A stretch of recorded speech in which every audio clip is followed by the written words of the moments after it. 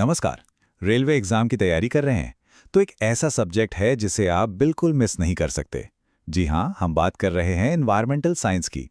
तो चलिए इस जरूरी टॉपिक को मिलकर एकदम आसान बनाते हैं। तो ये टॉपिक आखिर कितना जरूरी है? चलिए सीधे नंबर्स देखते हैं। हाल के एग्जाम्स में एनवायरनमेंट से पूरे 52 सवाल पूछे गए हैं। इसका मतलब क्या हुआ? इसका मतलब ये हुआ कि हर पेपर में सवाल आना लगभग तय है। तो ये सिर्फ एक और टॉपिक नहीं है, ये आपके स्कोर को बूस्ट करने का एक सुनहरा मौका है। तो ठीक है, इन सवालों को क्रैक करने के लिए शुरुआत कहाँ से करें? जवाब हमारे आसपास ही है। हमें समझना होगा कि हमारे चारों ओर की दुनिया कैसे काम करती है। यानी हमें समझना होगा एक इकोसिस्टम को। किसी भी इकोसिस्टम को समझने का सबसे पहला स्टेप है उसके अलग अलग हिस्सों को पहचानना। तो चलिए एक बहुत ही बेसिक सवाल से शुरू करते हैं। एक इकोसिस्टम में जिंदा और बेजान चीजों में क्या फर्क होता है? ये सवाल जितना आसान लगता है उतना ही जरूरी भी है। मान लीजिए आप एक जंगल में हैं। आपको पेड़ पौधे दिखेंगे, जानवर दिखेंगे, कीड़े मकोड़े दिखेंगे। ये सब क्या हैं? ये हैं बायोटिक, मतलब जिंदा चीजें। लेकिन सोचिए, क्या इनके बिना जंगल बन सकता है? मिट्टी, पानी, हवा, धूप, इनके बिना तो कुछ भी मुमकिन नहीं। ये हैं अबायोटिक, यानी बेजान चीजें। और जब ये दोनों साथ मिलते हैं तभी बनता है एक पूरा इकोसिस्टम। अब इकोसिस्टम में एनर्जी का फ्लो बड़ा इंटरेस्टिंग होता है। ये हमेशा एक ही डायरेक्शन में चलता है, एक वन वे स्ट्रीट की तरह। कहानी शुरू होती है सूरज से। पौधे, जिन्हें हम प्रोड्यूसर्स कहते हैं, सूरज की रोशनी से खाना बनाते हैं। फिर आते हैं खरगोश जैसे शाकाहारी जो इन पौधों को खाते हैं। और फिर आती है लोमड़ी जो खरगोश को खाती है। बस यही है फूड चेन। लेकिन यहां एक ट्विस्ट है। इस पूरी एनर्जी चेन में हर लेवल पर एनर्जी का बहुत बड़ा लॉस होता है। इसे कहते हैं 10% रूल। मतलब जब खरगोश घास खाता है ना, तो उसे घास की सिर्फ 10% एनर्जी ही मिलती है। बाकी 90% तो गर्मी बनकर उड़ जाती है। और यही वजह है कि किसी भी फूड चेन के टॉप पर शिकारियों की संख्या हमेशा कम होती है। तो सबसे जरूरी बात जो याद रखनी है वो ये है कि एनर्जी का ये फ्लो वन वे है। ये सूरज से पौधों में फिर जानवरों में जाता है, पर कभी उल्टा नहीं आता। ये एक ऐसी नदी है जो बस आगे ही बहती है। तो हमने ये तो समझ लिया कि नेचर में चीजें कैसे काम करती हैं। अब बात करते हैं उस चीज की जो इस पूरे सिस्टम को गड़बड़ कर देती है, कचरा। और हाँ, रेलवे के एग्जाम में इससे जुड़े सवाल अक्सर आते हैं। सोचिए, आपने एक सेब का छिलका फेंका और साथ में एक प्लास्टिक की बोतल। कुछ ही दिनों में सेब का छिलका तो गलकर मिट्टी बन जाएगा। यह है बायोडिग्रेडेबल।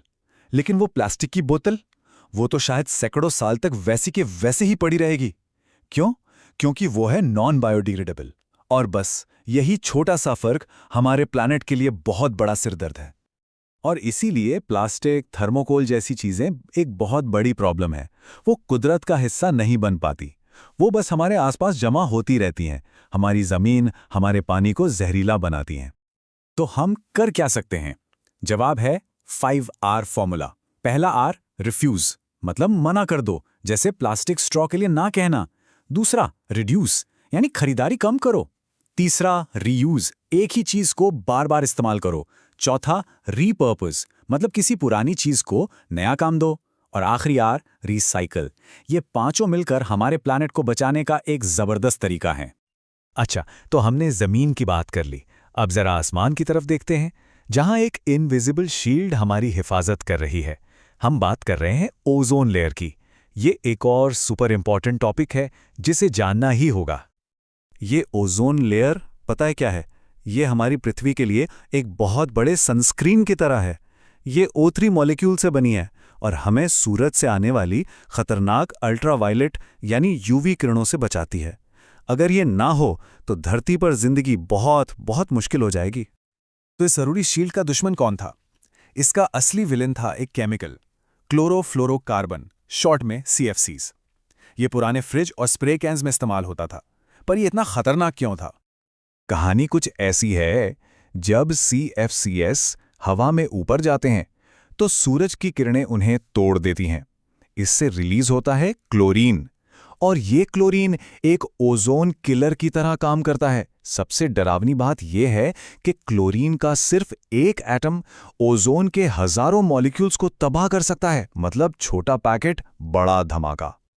1980s में जब साइंटिस्ट ने अंटार्कटिका के ऊपर एक बहुत बड़ा ओजोन होल देखा तो पूरी दुनिया में हड़कंप मच गया। लेकिन इसके बाद जो हुआ वो कमाल था। दुनिया के सारे देश साथ आए और 1987 में मॉन्ट्रियल प्रोटोकॉल साइन किया, जिससे CFCs को बैन कर दिया गया।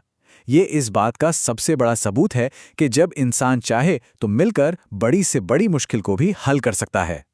तो हमने इकोसिस्टम से ओजोन लेयर तक का एक लंबा सफर तय किया।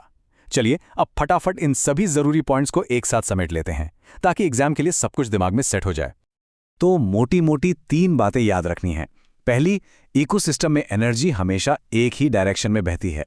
दूसरी, कचरा 2 तरह का होता है, एक जो गल जाता है और दूसरा जो सदियों तक पड़ा रहता है। और तीसरी, ओजोन लेयर हमारी शील्ड है जिसे बचाना हमारी जिम्मेदारी है। बस इन 3 आइडियाज को पकड़कर चलिए, आपका काम हो जाएगा। और आखिर में बस एक सवाल, ये सारी जानकारी सिर्फ एग्जाम पास करने के लिए नहीं है ना, ये हमें ये भी सिखाती है कि हमारे छोटे छोटे फैसले, हम क्या खरीदते हैं, हम कचरा कहाँ फेंकते हैं, इनका हमारे प्लैनेट पर कितना बड़ा असर होता है।